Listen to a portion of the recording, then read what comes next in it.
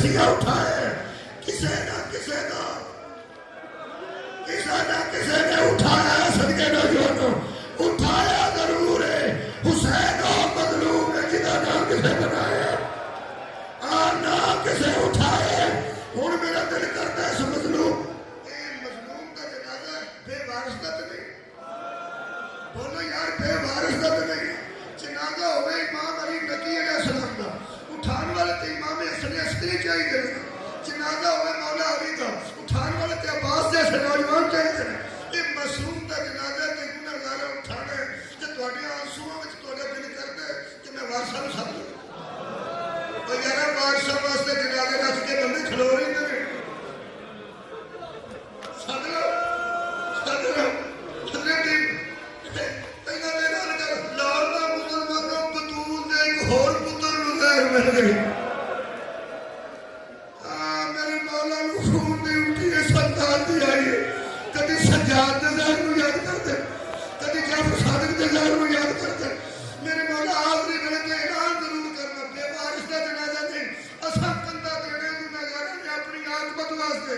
हुण मेरा दिल करदा तुहाडी हाय विच सदा वारसां जिवें जिवें तुहानूं वारिस याद आएगा दूर दा आंसू करीब आ जाएगा, करीब बनदा बाहर आ जाएगा। सदा ए मदीने दा सुल्तान आ जाओ, नजफ दा वाली आ जाओ, करबला का सुल्तान आ जाओ।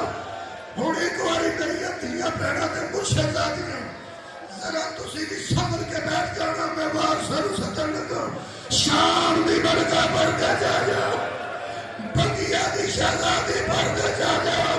वेख लो असीं तुहाडे जनाजे ते धीआं भी लैके आए हां, भैणां भी लैके आए हां, मुर्शिदादियां भी लैके आए हां। लाहौर दे मुसलमानों मोहम्मद दे बेटे दा जनाजा, अली दे लाल दा जनाजा, हजरत इमाम मोहम्मद दा या हुसैन या हुसैन।